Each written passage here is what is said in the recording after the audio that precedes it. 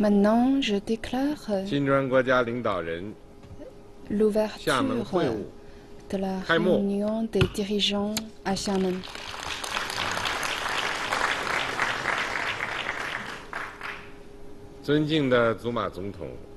Son Excellence, Monsieur le Président Zuma, Son Excellence, Monsieur Demer, Son Excellence, Monsieur Poutine, Son Excellence, Monsieur Modi, Mesdames et Messieurs, chers amis, ici, je tiens à vous souhaiter encore une fois la bienvenue à Xiamen. J'espère que nous pourrions bâtir un avenir plus brillant et faire le bilan de notre décennie du passé afin de naviguer vers une nouvelle direction.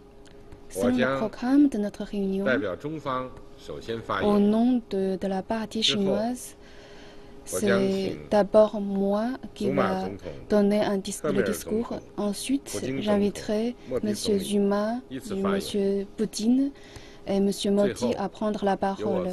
Et à la fin, je vais faire un résumé, je vais faire un compte-rendu de cette réunion. Si vous n'avez pas d'autres questions, je vais d'abord donner mon discours.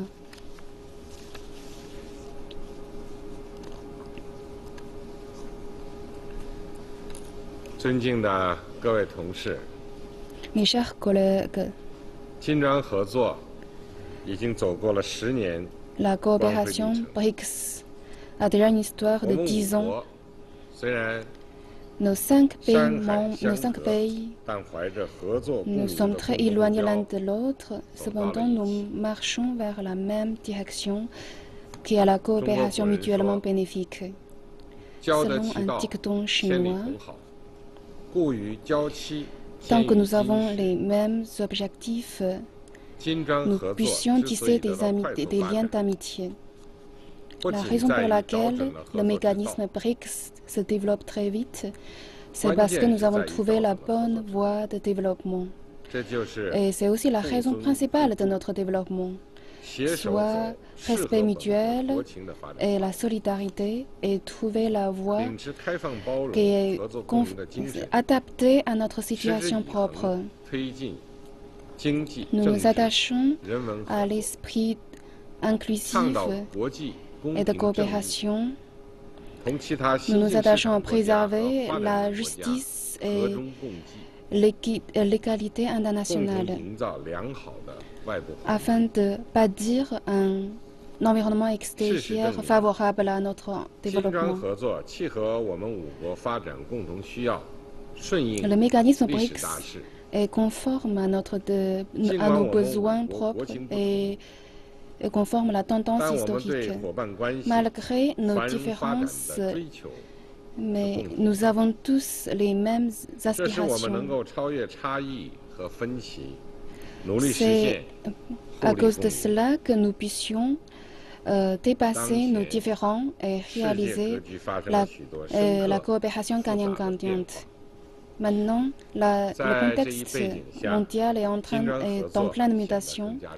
Dans le nouveau contexte, le mécanisme de BRICS est encore plus important.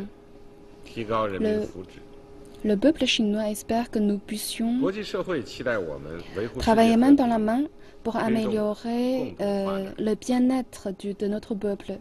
La communauté internationale espère que nous puissions trouver des voies de développement pour un développement commun. Nous devrions approfondir notre coopération et ouvrir le nouveau chapitre de notre coopération. Premièrement, nous devrions promouvoir la coopération pratique en termes d'économie. La coopération pratique, c'est la base de notre coopération. Et nous avons obtenu des résultats fructueux dans ce domaine. En même temps, nous devrions voir que nous n'avons pas encore fait valoir pleinement les potentiels de notre coopération. Selon les statistiques, en 2016, le montant total d'investissements à l'étranger des pays BRICS est de 17,99 milliards de dollars. Seulement 5,7% sont entre les pays membres. Cela montre qu'il reste une grande marge de coopération entre nos 5 pays. Nous devrions toujours nous attacher au développement économique et promouvoir des échanges et trouver des intérêts communs en commerce, en investissement, en interconnectivité, etc. Cette année, nous avons défini la feuille de route pour faciliter le commerce et l'investissement. Nous avons défini le programme d'action pour innovation et nous avons aussi défini des programmes dans le domaine du commerce. Nous avons fondé le Centre Afrique de la Nouvelle Banque de développement. Nous avons créé le réseau de démonstration de e-commerce. Et nous avons obtenu des résultats très satisfaisants dans l'e-commerce, dans les services financiers et dans d'autres domaines. Nous voyons que nous avons bien institutionnalisé nos démarches de coopération. Et à cette occasion, j'aimerais déclarer que la Chine va mettre en place la première projet d'échange pour faciliter notre commerce. Et nous avons doté le fonds de 4 millions de dollars pour faciliter ce commerce. Nous voudrions travailler avec les autres parties pour concrétiser encore les fruits que nous avons déjà obtenus. Et nous allons explorer de nouveaux domaines de coopération et resserrer encore les liens pour que ce mécanisme soit plus durable et puisse aller plus loin. Deuxièmement, nous devrions coordonner encore plus nos stratégies de développement. Même si nous avons tous des situations différentes, mais nous sommes au même stade de développement et nous partageons les mêmes objectifs de développement. Nous sommes dans une période charnière de notre développement. Et nous devrions coordonner nos efforts pour faire valoir nos avantages dans ces différents domaines et trouver une plus grande espace de développement. Nous devrions avoir une vision macroéconomique et nous nous attachons au principe de concertation ensemble et trouver des points communs dans la diversité.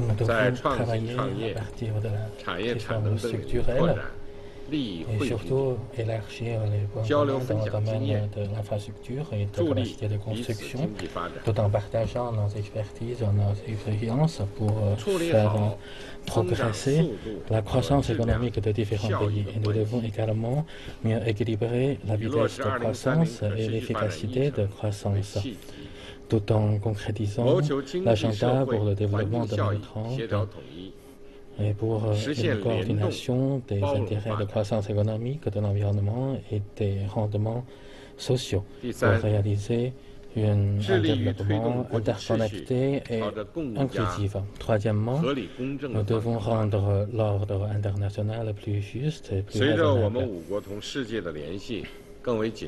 Au fur et à mesure de la notification de nos liens avec le reste du monde, nos 5 pays devront participer à la gouvernance mondiale. Sans notre participation, les grands enjeux internationaux n'auront pas de solution.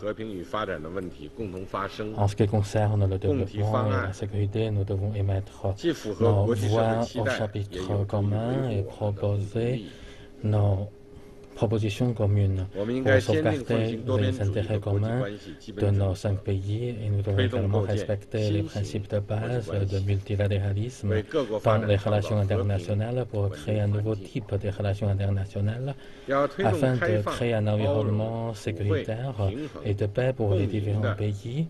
Et nous devons également promouvoir la mondialisation économique marquée par l'inclusivité, bénéfices mutuels et gagnant-gagnant, et nous nous opposons fermement au protectionnisme commercial. Nous allons promouvoir également la réforme de gouvernance économique mondiale pour accroître la représentation et la voix au chapitre des pays en voie de développement afin d'équilibrer le développement du Nord et du Sud et afin d'insuffler de l'élan pour la croissance mondiale. Quatrièmement, nous devons promouvoir les échanges humains, culturels et entre les peuples. Les bonnes relations des différents pays comptent des bonnes relations entre leurs peuples et nous devons approfondir cette coopération pour que cet arbre soit chargé de fruits. Et il faut que les pays, les peuples de 5 pays acceptent cette notion. Il faut des efforts de longue date. Avec cela, nous pouvons maintenir toujours la vitalité de la coopération BRICS. Nous sommes heureux d'apprendre que les dirigeants des 5 pays dégagent déjà d'importants consensus sur le renforcement des échanges humains et culturels. Cette année, la coopération des échanges humains et culturels entre ces 5 pays ont connu un grand développement. Nous avons organisé des jeux sportifs, des festivals de cinéma, des festivals culturels et des activités d'échange sur les médecines traditionnelles de nos 5 pays. J'espère que ces activités et ces événements internationaux puissent être institutionnalisés, qui impliquent davantage de populations de base et qui se diversifient sans cesse dans le futur. Chers collègues, pendant la décennie passée, les pays BRICS ont connu un grand développement grâce à nos efforts conjugués et nous avons constaté également un partenariat plus fort pendant la décennie passée. Donc 10 ans, c'est seulement une période débutante pour notre future coopération. Au début de cette année, je vous ai adressé une note dans laquelle j'ai dit que dans le futur, nous allons continuer à développer la coopération BRICS et les pays membres de BRICS vont jouer certainement un rôle plus important dans les affaires internationales. Aujourd'hui, à Xiamen, nous allons déployer davantage d'efforts pour continuer à développer notre coopération, à inaugurer la 2e décennie d'or pour que la coopération BRICS soit bénéfique au peuple des 5 pays. Donc voici une allocution que je vous ai adressée au nom de la partie chinoise.